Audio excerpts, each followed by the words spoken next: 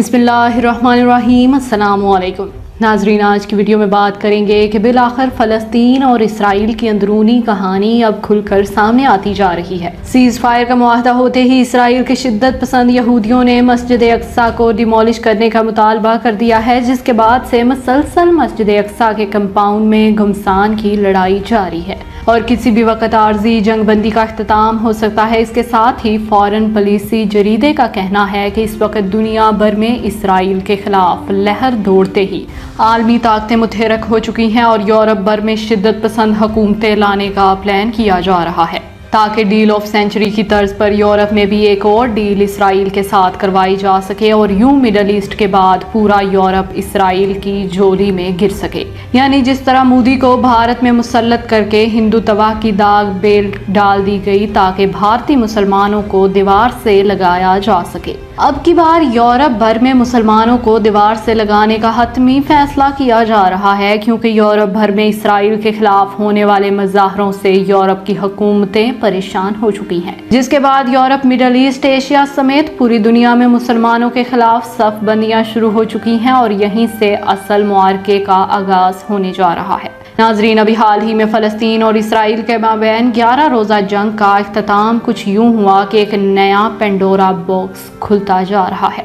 گزشتہ دنوں cease fire کے اعلان کے ساتھ ہی اسرائیلی فورسز کی جانب سے مسجد اقصی کی بے حرمتی کی گئی، جس میں مسجد اقصی کے کمپاؤنڈ میں گھمسان کی لڑائی کا پھر سے آغاز ہو گیا اور اس وقت مسجد اقصی اور اس کے آس پاس شدید کشیدگی پیدا ہو چکی ہے، جبکہ گزشتہ دن مسلح یہودیوں کی بڑی تعداد مسجد اقصی پہنچی تھی اور مسجد اقصی کو ڈیمولش کرنے کا مطالبہ کیا گیا تھا۔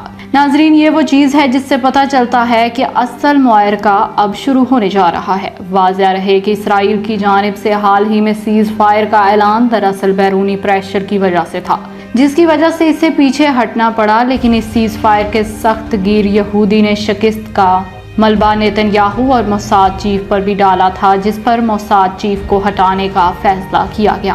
لیکن نیتن یاہو کے لیے معاملات تھمتے ہوئے نظر نہیں آ رہے، کیونکہ نیتن یاہو پر کرپشن کے سنگین الزامات بھی ہیں۔ اگر وزارت عظمیٰ سے نیتن یاہو کو ہٹایا گیا تو سیدھا جیل جائے گا، اس لیے وزارت عظمیٰ کی سیٹ کو بچانا اس وقت نیتن یاہو کا اولین مقصد ہے، کیونکہ 4 دفعہ الیکشن کے باوجود کوئی پارٹی اکثریت حاصل نہیں کر پائی۔ 5ویں بار الیکشن ہونے جا رہے ہیں نیتن یاہو اور سخت گیر یہودیوں کو ہر صورت یہ الیکشن جیتنا ہے۔ ماہرین کا کہنا ہے کہ 11 روزہ جنگ کے پیچھے الیکشن کی جیب کا حصول بھی کار فرما تھا، تاکہ یہودیوں کو پہنچنے والے نقصان کے بعد یہودی نیتن یاہو کی جیت کو ناگزیر سمجھے۔ لیکن معاملہ نیتن یاہو کے گلے میں پڑتا جا رہا ہے۔ اب نیتن یاہو پر یہ الزام تو لگ گیا ہے کہ وہ نہ تو حماس کو شکست دے پایا ہے اور ہزاروں راکٹس بھی سرنگوں میں ابھی بھی موجود ہیں، کسی بھی وقت اسرائیل پر فائر ہو سکتے ہیں۔ یہی وجہ ہے کہ اب نیتن یاہو الیکشن کی جیت کے لیے کچھ بھی کر سکتا ہے۔ جیسے نریندر مودی نے بابری مسجد کی جگہ رام مندر کی بنیاد رکھی، اب مودی والا فارمولہ نیتن یاہو استعمال کرنے کا ارادہ رکھتا ہے، جس کا ثبوت یہ ہے کہ پہلی بار شدت پسند یہودیوں کی بڑی تعداد اچانک مشرقی یروشلم میں فسادات کی غرض سے مسجد اقصی پر دھاوا بولنے کی کوشش کی انہوں نے، جس کے پیچھے اسرائیلی پولیس کی مکمل سپورٹ تھی۔ یہاں پر فلسطینی اسرائیلی پولیس کے درمیان پھر سے گھمسان کی لڑائی شروع ہو گئی۔ اس موقع پر مشرقی یروشلم میں غیر قانونی یہودی آباد کار مطالبہ کرتے ہیں کہ مسجد اقصی کو ڈیمولش کیا جائے اور تھرڈ ٹیمپل فوری طور پر تعمیر کیا جائے۔ یعنی اس بار بابری مسجد والی کہانی مسجد اقصی کے خلاف دہرانے کی کوشش کی جا رہی ہے، اور اب اس لیول پر جا کر اسرائیل نے مسجد اقصی کے خلاف یہودیوں کو میدان میں اتار کر گھناؤنے منصوبے کا آغاز کر دیا ہے۔ یہ وہ موقع ہے جس پر کسی بھی وقت جنگ بندی ختم ہو سکتی ہے اور پھر سے لڑائی کا آغاز ہو سکتا ہے، جبکہ ٹائمز.com کا کہنا ہے کہ اسرائیل پر شدت پسند رائنیز کی حکومت مسلط ہونے جا رہی ہے اور الیکشن کی جیت کے لیے نیتن یاہو کچھ بھی کرنے پر آمادہ نظر آ رہے ہیں۔ یہی وہ چیز ہے جہاں سے اصل معرکہ شروع ہونے جا رہا ہے۔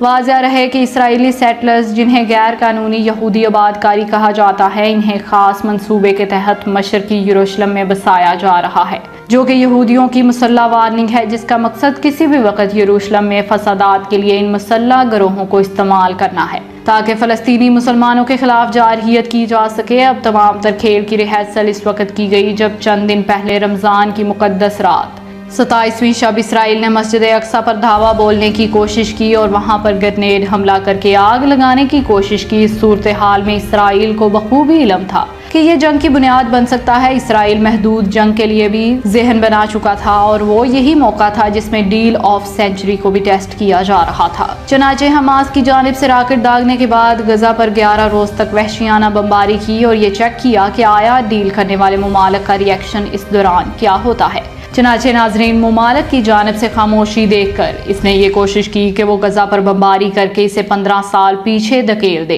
ताकि अगले 10 साल से 15 साल तक किसी भी किस्म की मज़ाहमत का सामना ना करना पड़े और पूरे का पूरा गजा तामीर नो के नाम पर बिजी हो जाए। लेकिन ये मामला इसराइल के हाथ से निकलता जा रहा है कि अमेरिका को खदशा था कि ये लड़ाई कहीं आलमी ताकतों की दूसरी लड़ाई बनकर ना रह जाए और ये लड़ाई कहीं मुस्लिम दुनिया की निशात आसानियों का सबब न बन जाए। बिलाखिर जंग फैलने के डर से नेतन्याहू को सीज फायर करना पड़ी। लेकिन अब शिद्दत पसंदों का मस्जिद अक्सा को डिमोलिश करने का मुतालबे से ये जाहिर होता है कि फैसला कुन घड़ियां करीब आती जा रही हैं, जिस पर मुस्लिम दुनिया को सफबंदियां करना होंगी और अगले मरहले के लिए सबको तैयार रहना होगा। तमाम सिनेरियोज में यहूदियों के रब्बी, जिनका नाम रब्बी वेस है, वो सामने आए हैं। इनका ताल्लुक यहूदियों के खास ग्रुप से है जो ज़ैनिज़्म के खिलाफ काम करता है। इनका कहना था कि खित्ते में फसादात का खात्मा तब होगा जब इसराइली रियासत का खात्मा होगा।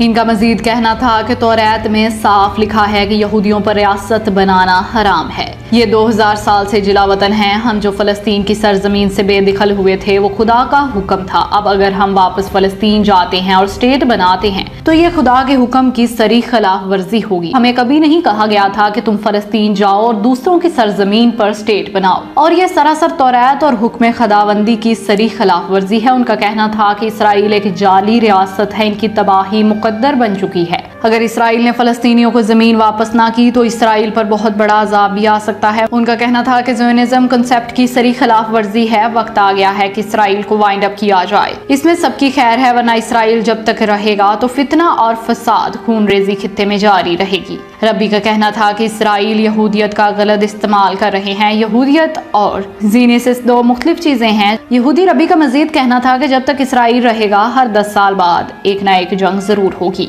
और कोई अमन मुआहदा नहीं हो सकेगा। इसराइल को वाइंड अप करना जरूरी है क्योंकि इन्होंने जबरदस्ती रियासत बनाकर हुक्म खुदाबंदी की नाफरमानी की है। हमें दूसरों के साथ जम होने का कहा गया था, लेकिन रियासत बनाना ही हमारे लिए ममनू था। रब्बी का कहना था कि खिलाफत उस्मानिया के दौर में मुसलमान और यहूदी एक साथ रहते थे, लेकिन जब से इसराइली रियासत बनी है नफरत ही नफरत है। फितना, फसाद, खून रेजी रुकने का नाम नहीं ले रही। ये सब कुछ इसराइल की वजह से हो रहा है। तो नाज़रीन, ये थी आज की पूरी खबर। इस हवाले से अब आप क्या कहते हैं? कमेंट सेक्शन में अपनी राय का इजहार जरूर कीजिएगा। अब तक के लिए इतना ही। जज़ाकल्लाह।